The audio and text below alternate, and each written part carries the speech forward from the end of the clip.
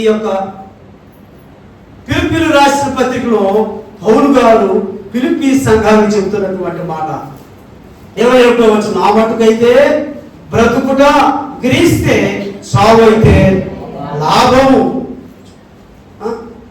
అయినను శరీరంతో నేను జీవించుటే నాకున్న పనికి ఫలసాధనమైన ఎడల నేనేమి కోరుకుందునో నాకు తోచలేదు. ఈ రెంటి మధ్య ఇరుకున పడి ఉన్నాను. నేను వెడలిపోయి క్రీస్తుతో కూడా ఉండవల్లని నాకు ఆశ అయి ఉన్నది. చూడండి, ఏంటంటే రెండు మధ్య నలిగిపోతున్నట్ట. దేని మధ్య చెప్పాలి, మీరు వాక్యం చదివిన చెప్పాలి. ఈ శరీరం వదిలి ప్రభు దగ్గరికి వెళ్ళిపోతే నాకు బాగుంటుంది అక్కడ అంటున్నాడు. హల్లెలూయా, అక్కడ బాగుంటుందంట. ఇటు మధ్య ఈ రెండింటి మధ్య నేను ఇరుకుని పడి ఉన్నాడు. ఎవరైనా జీవితం ఎలా మారిందో తెలుసా? ప్రభువు ఆకర్షించిస్తే తప్ప రక్షణలోకి రావు. ప్రభువుని పిలిస్తే తప్ప సేవ చేయలేవు. మనుషులు చెబితే చేసే సేవ కొద్ది రోజులే, లేదా కొన్ని నెలలే, లేదా ఒక సంవత్సరం కంటే కూడా నాకు తెలుసు. అదే దేవుడు పిలిచే సేవ కష్టమైన నష్టమైన డబ్బును చూసుకొని స్వప్రయోజనాన్ని ఆశించదు. ఏమున్నా కూడా సేవలో వినియోగిస్తుంది. వాళ్ళు ఏ దేవుడి కోసం నిలబడి ఈయనేమంటున్నాడు చదవండి.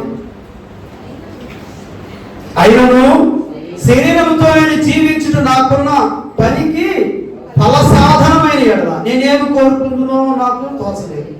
ఈ రెంటి మధ్యను, ఏ రెంటి మధ్య? శరీరానికి రెంటి మధ్య ఏమైపోయాడా? ఇరుకును పడి ఉన్నాడు. నేను వెడలిపోయి ఎక్కడికి సరిపోయి క్రీస్తుతో కూడా ఉండవల్లని నాకు ఆశ. చూడండి, చక్కనైనా ఏ పాట, చక్కనైనా ఇల్లు నేను చేరేదా నా యేసయ్య పాట. చక్కనైన నీ గృహము చేరేదా యేసయ్య పాట. నా ఆశయం ఆయన గృహం చేరాలని ఆశయం. చిన్న గొర్రె పిల్లలు నేను ఆశ. హల్లెలూయా, మనకు మన ఆశ అంతా ఆయన దేవుడి రాజ్యము, ప్రభు రాజ్యము, ఈ భూలోక రాజ్యము అశాశ్వతమైన. చెప్పండి, అశాశ్వతమైన అంటే ఎన్ని సంవత్సరాలు? ఎప్పుడైనా అశాశ్వతమైపోవచ్చు. మనం 100 సంవత్సరాలు బతుకుతాం. ఎన్ని సంవత్సరాలు బతుకుతాం? 20 సంవత్సరాలు. మనం 100 టార్గెట్ పెట్టుకుందాం, 100 సంవత్సరాలు బతుకుందాం. తక్కువ ఎక్కువ పెట్టుకుందాం, 110 సంవత్సరాలు పెట్టుకుందాం. లేదంటే మీకు ధైర్యం 10 కూడా పెంచుకోండి, మీ చేతులు పెంచుకోండి.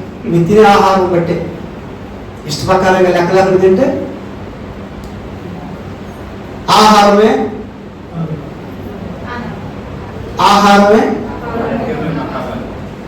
ఔషధంగా తీసుకుంటే ఎక్కువ రోజులు బతుకుతాం. దొరికింది కదా సందర్భ ఇష్ట ప్రకారం చికెన్ మాటలో దొరికి కాడ తింటే ఇది వద్దు, దీని రోజు లేదు, సంచి ఇచ్చాడు. దీనికి పొట్టకి నోరు లేదా చెప్పలేదు, నువ్వు ఎంత తెచ్చినా ఆవిడే ఆపరే అన్న. ఇప్పుడు మధ్యాహ్నం మీద మళ్ళా మటన్ బిర్యానీ కొంచెం అట్టి తిప్పడాడు. ఇదా ఇంట్లో చెప్పలేదు, బదులు బతకలేదు. నువ్వు వేసిన లోటుకి తిని తిని తిని అరచిపోయినా వేరు వేరు వేరు అని వచ్చిన దాన్ని పట్టించుకోకపోతే అజీర్ణం అయ్యి అదే సింపుల్గా తీసుకుంటే కరుపుగా ఉంటుంది, బాగుంటుంది, యాగా యాక్టివ్గా ఉంటుంది, ఏ రిపేర్ కాదు. కనుక ఆహారం తినగలిగినంత తీసుకోండి, ఆరోగ్యంగా పడకండి. హల్లెలూయా. మితిమీరిన ఆహారం అనారోగ్యం పొందవు. మితిమీరిన ఆహారం ఈయన రెండింటి మధ్య నలిగిపోతున్నాడు. కనుక ఎడిలిపోయి క్రీస్తుతో కూడా ఉండవల్లని నాకు ఆశ ఉన్నది. అది నాకు మరీ మేలంట. హల్లెలూయా చెప్పండి. అంటే ఈ బాధలన్నీ తప్పించుకో. హల్లెలూయా. అట్టని చెప్పి ఆత్మహత్య చేసుకుంటే పాస్టర్ గారు చెప్పాడు, మంచి సందు అప్పులు ఉన్నాయి కదా, అప్పులు ఎన్ని కష్టాలు దిగిపోతాయి, సూసైడ్ చేసుకుంటే తగ్గిపోతుంది, మరి వేరు కదా ఏం లేకుండా. తప్పు. నీ ఆత్మను చంపుకునే హక్కు నీకు లేదు. విలువైన శ్రేష్టమైన ఆత్మ దేవుడిచ్చాడు. హల్లెలూయా. అన్యులు కొంతమంది తప్పుడు క్రైస్తవులు తప్పుడు బోధలు చేసేవారు, ఒక మనిషి చనిపోతే ఆత్మ దైవై కూర్చొని ప్రాణం చేస్తుంది అని ఒక ఉద్దేశంతో చాలా మోసాలు జరుగుతున్నాయి. నేను చెప్పింది అర్థమైంది మీకు? ఏమైంది? ఒక మనిషి చనిపోయాడు, యాక్సిడెంట్లో, కాలంలో, జబ్బుచ్చు, ఏ విధంగా చేతో చనిపోయాడు. చనిపోయి నీ శరీరం మట్టిలోకి వెళ్ళిపోయింది. ఆత్మ ఉంది కదా, అది దైవం వచ్చి మమ్మల్ని ప్రాణాలు తెస్తున్నారు సార్ అని చెప్పి ఒక శబ్దం ఒక గుంపు తయారైంది. ఆ గుంపుకి చేరుకుంటేవాడు చేరుకుంటేవాడు, అవును సార్ అదే రూపంతో చూపడు సార్, మాకు ఆ ఎమ్మి రూపమే సార్, వాడు రూపమే సార్, మొగదీయం సార్, అదే చీర కట్టు సార్, అదే పంచి కట్టుకోడు సార్, వచ్చింది మా ఇంటికి, వాడు కొండరూపులు ఎట్టా, వాడు ఎట్నాడుతుంది సార్, వాడే అని చెప్పి ఈ సోదరులు కొంతమంది క్రైస్తవంలో దొంగ సిద్ధాంతాలు పెట్టి కొంతమంది. నా ప్రేమ ప్రభుత్వం జాగ్రత్తగా రండి, మీకు సీక్రెట్ చెప్తాను. మీరు తలెత్తిన వైపు చూడండి, అందరు నా వైపు చూడాలి. ఆది యందు దేవుడు అన్ని సృజించి శ్రేష్టమైనటువంటి మానవుడిని తన స్వహస్తాలతో తయారు చేశాడు. ఆమె చెప్పండి. నాసికారంధ్రంలో నుంచి జీవాత్మను మనలో పెట్టాడు. ఏవాత్మ? దైవాత్మ కాదు. చెప్పండి. మీరేం చేస్తున్నారు దాన్ని? ఏం చేస్తున్నారు? ఎప్పుడు కూడా చనిపోయే వ్యక్తి దురాత్మ కాదు. దురాత్మలు వేరు, గుర్తుపెట్టుకోండి. అవి మధ్యాకాశంలో ఉంటాయి.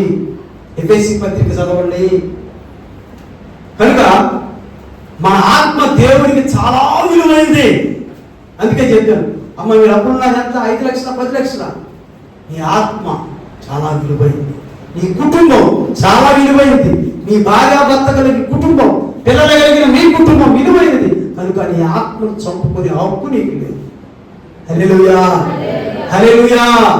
దేవుడు నిన్ను చూసి ఎంతో సంతోషిస్తున్నా. ఈ భూమి మీద సంతోషించాలని, సుఖంగా జీవించాలని కోరుకుంటున్నా. ఏదో అనారోగ్యం ఇస్తున్నాను, జబ్బు ఇస్తున్నాను, ఏదో యాక్సిడెంట్ జరిగి చనిపోతున్నాను, నీ ఆత్మ దెయ్యము కాదు. ఎటున్నారా? అర్థమైందా? తెలియకుండా పిచ్చి పిచ్చి మాటలు వాళ్ళు ఎలా మాట్లాడద్దు. అలా మాట్లాడుతున్నారంటే వాడికి వాక్యం తెలియదు. హల్లెలూయా. దేవుడు మన ఆత్మని అంత విలువగా చూస్తున్నాడు. హల్లెలూయా, హల్లెలూయా. శ్రేష్టమైంది, మనోహరమైన స్థలంలో నివసించడానికి వస్తుంది. బంగారు వీధుల్లో తిరగడానికి ప్రభు మనం ఏర్పాటు చేశాడు. బంగారు ఎక్కడ ఉంటుంది? ఈ భూలోకంలో ఎక్కడ ఉంటుంది? నెత్తి మీద ఉంటుంది, చెవుల్లో ఉంటుంది, మెడలో ఉంటుంది. పరలోకంలో మన కాళ్ళ కింద ఉంటుంది. హల్లెలూయా చెప్పండి. బంగారు వీధుల్లో నడుస్తాం మనం. ఏ వీధుల్లో? తల మీద బంగారు కాళ్ళ కిందకి వచ్చి మనం దాన్ని నడుచుకుంటాం. చప్పట్లు సపట్లో శక్తి లేదు. హల్లెలూయా. కనుక ఈయన అంటున్నాడు, నాకు అక్కడికి పోతే ఇంకా నాకు బలి మేలు అంట. ఏమంటున్నాడు? నాకు మరీ మేలు, నాకు మరీ మేలు. హల్లెలూయా. ఈ ఫిలిప్పీ సంఘానికి పౌలు మాటల 2వ అధ్యాయం చూడండి. మీలో 4వ వచనం, తన సొంత కార్యములను మాత్రమే కాక ఇతర 3వ వచనం చూడండి. కక్ష చేతనైనను వృథాతిశయము చేతనైనను ఏమీ చేయక వినయమైన మనస్సు గలవారై ఒకరికొకడు తనకంటే యోగ్యుడని ఎంచుచు. అంటే చెప్పాలా? ఒకరికొకడు యోగ్యుడని ఎంచచ్చు. నువ్వు దేవుడి బిడ్డ లక్షణం అండర్లైన్ చేసుకో. మా అక్క నాకంటే మంచిగా చేస్తారు, మా చెల్లి నాకంటే, ఒకరొకరు యోగ్యులుగా ఎంచుకోవడం. ఆ సహోదరు నాకంటే బాగా నోటీస్ ఇస్తా, ఆ బ్రదర్ బాగా నాకంటే, అంటే వాళ్ళు ఏమో యోగ్యులుగా ఎంచుకో, ఒకరినొకరు సన్మానించుకోవడం. అలా ఇవి అంటే నువ్వు కూడా అంటారు అంతే. ఒకరినొకరు యోగ్యులు ఏమైనా చదవండి. నాకంటే ఆయన యోగ్యుడు సార్, ఆయన పెట్టండి సార్, నాకంటే ఈ యోగ్యుడు సార్, చేయండి సార్. మనం ఉంచుకో యోగ్యులుగా అయ్యాను సార్, దేవుడు పెట్టాలి. హల్లెలూయా. తర్వాత చదువు. మీలో ప్రతివాడు ఎక్కడా మీ సొంత పనులే కాకుండా ఇతరుల కార్యములను కూడా చూడవలెను. హల్లెలూయా. ఎంతసేపు మీ పనులే కాదు, మీ అప్పులే కాదు. చాలా మంది భయంకరంగా నాలాంటి వాళ్ళు చాలా మందిగా ఉన్నారు. వాళ్ళు కూడా కనికరించు. నేను తెలియకుండా ఎప్పుడు ఊపిలో చిక్కుకున్నా, ఈ సమస్యలో వయాలో చిక్కుకున్నాను. వారి నిమిత్తం కూడా ప్రార్థన చేయాల్సి డిజిఎస్ దినకరి గారి కంట విన్నారా వెళ్ళలేదు చెన్నై. ఆయన బాగా వచ్చిన కిడ్నీ వ్యాధి. ప్రభు నేను ఎంతమందికి ప్రార్థన చేస్తున్నాను, ఎంతో మంది లక్షల మంది బాగవుతున్నారు. ఏది ప్రభు అని ప్రార్థన చేస్తారంట, దేవుడు మాట్లాడాడంట. ఒక జబ్బు వస్తే బాధపడ్డావు కదా, నువ్వు అంత బాగా బాధపడి వారి కోసం ప్రార్థించావు.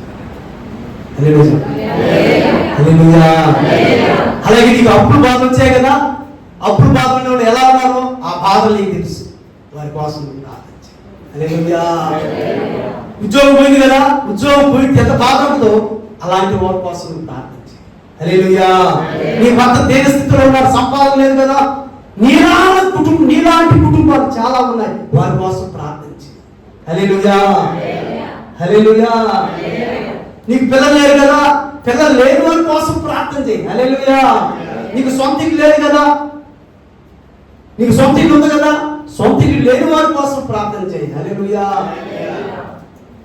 నీకు వచ్చిన బాధ, నీకు వచ్చిన శ్రమ, మీరు నాలాంటి వారు ఉన్నారు ప్రభా, అలాంటి వారిని కనికరించమని ప్రార్థన చేసే క్రైస్తవులుగా ఉన్నారు. హల్లెలూయా.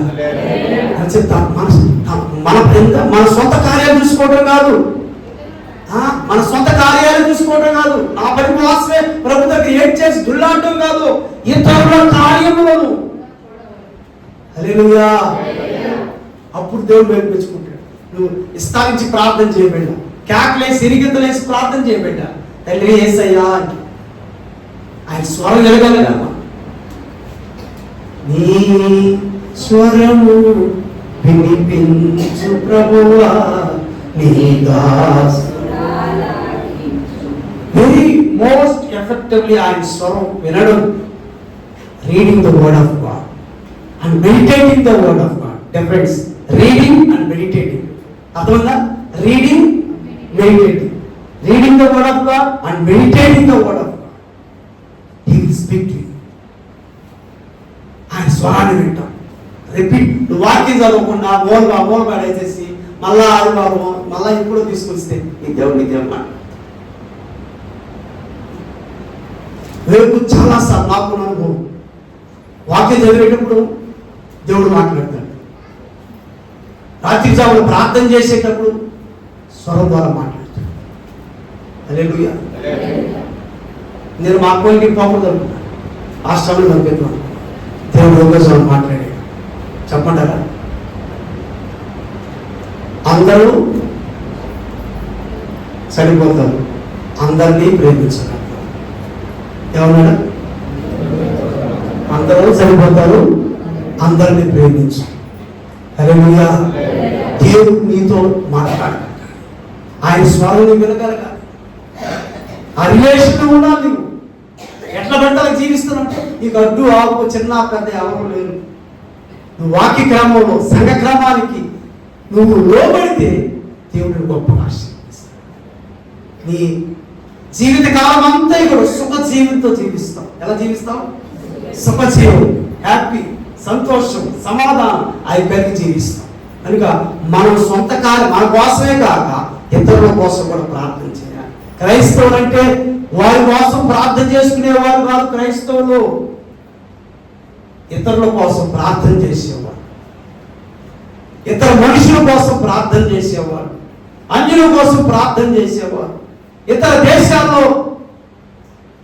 నలిగిపోతున్న క్రైస్తవుల గురించి ప్రార్థన చేసేవారు, స్వార్థ విస్తరణ కోసం ప్రార్థన చేసేవారు. అది నువ్వు చెప్తావు దగ్గరగా. ప్రభు ఏం చేశాడు? రాశాడు చూడండి. క్రీస్తు యేసుకు కలిగిన ఈ మనస్సు మీరు కలిగి ఉండండి. ఆయన దేవుని స్వరూపము కలిగిన వాడయుండి, చదవండి,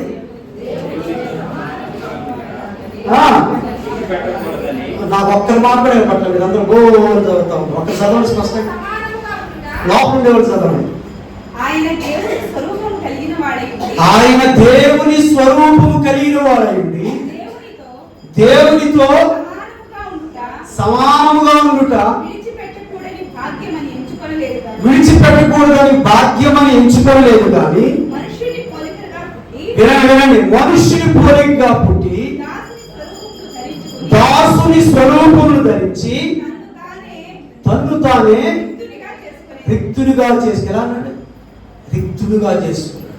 ఎంత తగ్గించుకున్నాడు తెలుసా? దేవుని కుమారుడు ఎంత తగ్గించుకున్నాడండి? ఒక దాసుని స్వరూపం ధరించాడు. హల్లెలూయా. అంత తగ్గించుకున్నాడు. ఆయన చిటికేస్తే, సైకిల్ చేస్తే చాలు దేవదూతలు వస్తాయి. హల్లెలూయా. దేవుని కుమారుడు ఎంత తగ్గించుకున్నాడు? మరణానికి అప్పచెప్పుకునేందుకు తగ్గించుకున్నాడు. హల్లెలూయా. ఆ మరణం కూడా ఆఫ్ చేయాలని సైతం చేశాడు. అంటే ఆ ప్రభు శ్రీవాస్తారా కత్తి తీసుకొని వచ్చి ఎవరేం చేశాడు?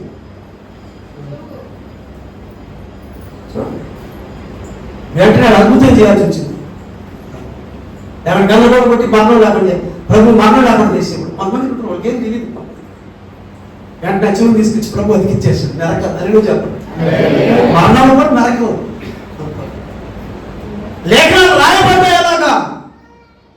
ఆయన శిలువ మోతు అప్పచెప్పవలసి ఉంది, శ్రమ పడవలసి ఉంది, ఆయన రక్తం చిందించవలసి ఉంది, ఆయన ప్రాణ త్యాగం చేయవలసి ఉంది. ఆయన రక్తం ద్వారా ఈ ప్రపంచమంతా పాపం నుంచి విడిపించబడవచ్చు. చెవులు ఎదిగించేసాడు. ఆ చెవులు ఎవరు అడగని వెళ్ళిపోయాడు వారి దగ్గరికి. అంతకంత కూడా ఊహించుకోలేదు. శిలువ మోతు ఉంటుంది కదా.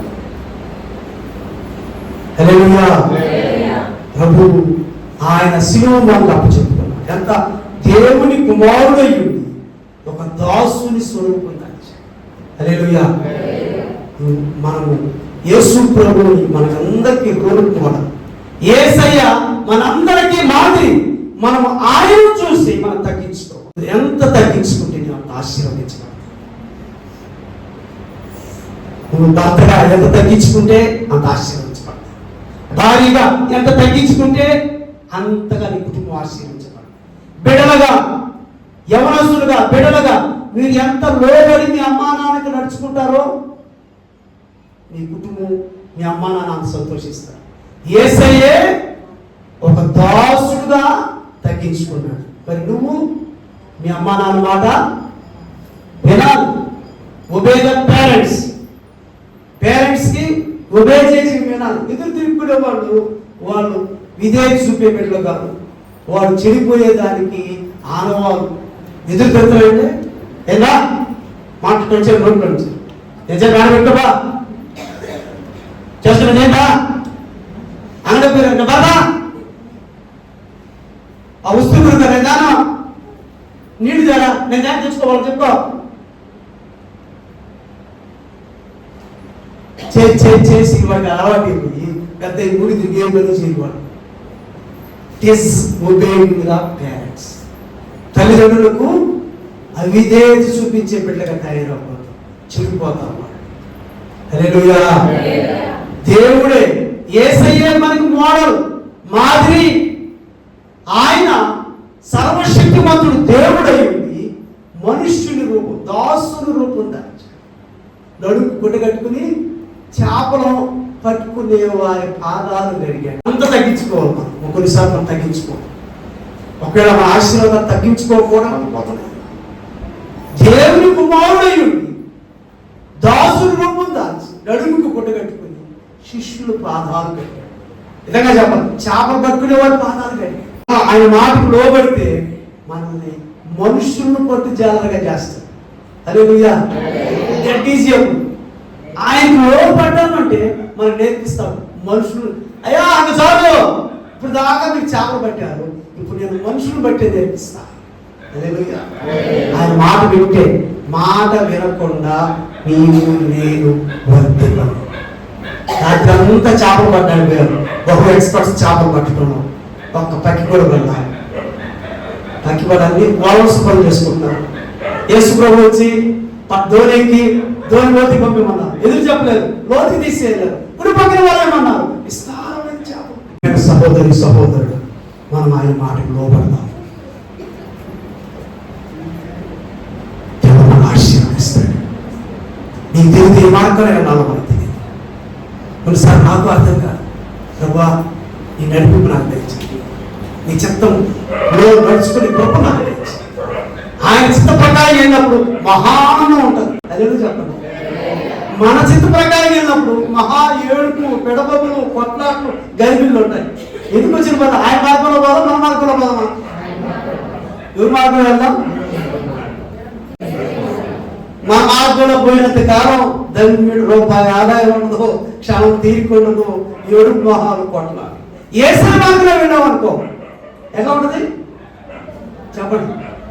ఇంకా ఏసై దగ్గరకు వచ్చిన నష్టపోయిన వాళ్ళు లేదు, మేలు పొందకుండా తిరిగిపోయిన వాళ్ళు లేదు. హల్లెలూయా. ఆ బుడ్డోడు వచ్చి 3 రోజులు వాక్యం చెప్పారంట అక్కడ ఏసయ్య. ఆ బుడ్డోడు చేతిలో 5 రొట్టెలు 2 చేపలు. వాళ్ళ అమ్మ ఇచ్చి, నువ్వు తినిపోరా అని ఇచ్చిందేమో వాళ్ళ అమ్మ. వాడు ఏం చేసి నేరుగా సభల్లోకి తీసుకొచ్చి ప్రార్థనలోకి యేసు ప్రభు చేతులు పెట్టాడు. ప్రసిద్ధ బాబు నా చేతిలో పెట్టుకున్నాడు. నాకు తెచ్చిన పళ్ళు, నాకు తెచ్చిన యాపిల్స్ అవి తీసుకొని తిని ఖచ్చితంగా పెట్టిన అవి రాకుండా లాక్కొని తీసుకుపోతాడు. ఈ బుడ్డోడు అలాంటి బుడ్డోడు కాదు, 14 సంవత్సరాలు 13 సంవత్సరాల బుడ్డోడు తీసుకొని నేరుగా యేసు ప్రభు చేతిలో పెట్టాడు. అక్కడ పిలుపు వీళ్ళంతా కొంతమంది ఉన్నారు. ఏం బా నీకు పిచ్చి పట్టింది? జనాభా 4,000-5,000 మంది ఉంది ఇక్కడ పిల్లకాయలు అందరూ, పెద్దోళ్ళు అందరూ. 5 రొట్టెలు 2 చేపలు మాస్తాయి. ఏంటి విచిత్రం? విచిత్రమైన మాటలు మాట్లాడతాం. ఏం మాట్లాడు చెప్పండి, విచిత్రమైన మాట. 5 రొట్టెలు ఎంతమంది జనాభా? ఏందా మీ ఇంట్లో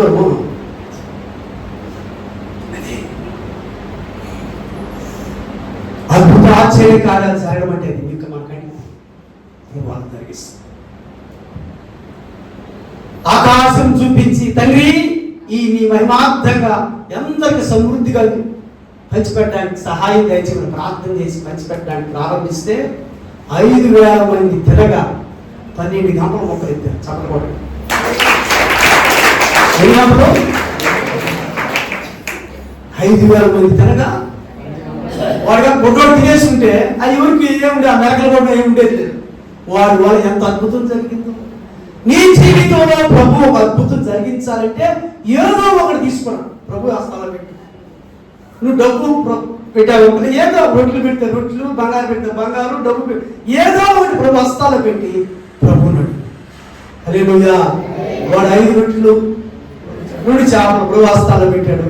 4,000-5,000 మందిని పోషించాడు. హల్లెలూయా. నేను అనుకుంటా మిగిలిన 12 గంటలు వీళ్ళు ఎత్తిని పెట్టి ఉంటారు అనుకుంటా. ఆ బొడ్డు ఇంటికి పంపి చప్పట కొట్టండి. నావో హల్లెలూయా. సరే 6 గంటలు శిష్యులు తీసుకుని 6 గంటలు నేను బొడ్డు ఇంటికి పంపించుంటలేవు. చప్పట కొట్టండి. హల్లెలూయా. హల్లెలూయా. శిష్యుడికి అవసరం, ప్రభు యేసయ్య పక్కన ఉన్నాడు, అవసరం బొడ్డోడికి. ఇంటికి పోతే ఏరా నేను ఇచ్చిన 5 రొట్టెలు 2 చేపలు తిన్నాను. అవును మా మీరు తిన్నాను. నేను ఏసై హస్తాలో పెట్టాను. ఏసై నాకు 12 గంటలు పంపించాడు. క్రైస్తవ జీవితం అనేది విశ్వాస జీవితం. విశ్వాసం లేకుండా యేసై ఇష్టడుగా ఉండటం అసాధ్యం. హల్లెలూయా. నీ దగ్గర ఏమీ లేకున్నప్పుడు ఎలాంటి ప్రార్థన ఉంది? నీ దగ్గర 10 లక్షల డబ్బు, ఒక 50 లక్షల డబ్బు వచ్చినప్పుడు నీ ప్రార్థన ఎలా ఉంది? దేవునికి ఇవ్వడంలో వెనుకంజ వేయద్దు. దేవునికి ఇవ్వవలసిన దశంభాగం ఇవ్వకపోతే శాపం మీద ఆశీర్వాదం. దేవుని ఆశీర్వాదం శాపం పొందుకుంటాడు. దేవుని రూపాయి మన దగ్గర ఉండకూడదు. ఆ దశంభాగం తీసి ప్రభువు సన్నిధి ఆయన ధనాదారంలోకి వెళ్ళిపోవాలని దాని ఉండడం వల్ల మనకు ఆశీర్వాదం. హల్లెలూయా. ప్రార్థన చేసుకున్నాం. తండ్రి నీకు వందనాలు, స్తోత్రాలు. ఇదే పిలుపులు రాసిన పత్రికలో 1వ అధ్యాయం 2వ అధ్యాయం కొన్ని విషయాలు నేను ధ్యానించుకుంటున్నాను. నా మటుకైతే బ్రతుకుడు క్రీస్తే, చావైతే లాభము. అయినను శరీరంతో నేను జీవించుటే నాకున్న పనికి ఫల సాధనమని ఎడల నేనేమి కోరుకుందునో నాకు తోచుకోలేదు. ఈ రెంటి మధ్య ఇరుకునబడి ఉన్నాను. నేను వెడలిపోయి క్రీస్తుతో కూడా ఉండవల్లని నాకు ఆశ ఉన్నది. అది నాకు మరీ మేలు అంటున్నాను.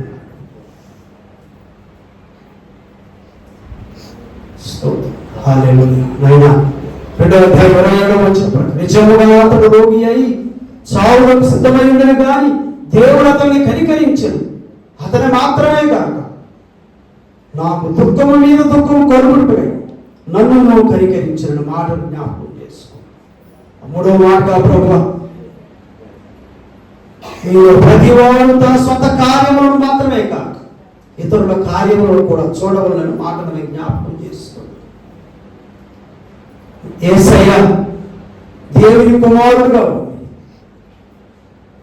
దేవునితో సమానంగా ఉండుట విడిచిపెట్టి కూడా భాగ్యమని ఎంచుకోలేదు కానీ మనుషుల పోలికగా పుట్టి దాసుని స్వరూపమును ధరించుకొని తను తానే రీతిగా చేసుకున్నాడు. మనుషులందరి నిమిత్తం తన యవ్వనకాల రక్తాన్ని చిందించి ప్రాణం పెట్టి సమాధి చేయబడి తిరిగి లేచాడు. ఆయన రక్తం ద్వారా మాకు పాప క్షమాపణ, లక్షల విలువ కట్టలేని రక్షణ భాగ్యం. అటు రక్షణ భాగ్యాన్ని ప్రభువా భయముతోను ఒడుగుతోను మా సొంత రక్షణను కొనసాగించుకునే కృప మాకు దయచేయమని దీవించమని యేసయ్య నామములో ప్రార్థిస్తున్నాము తండ్రి.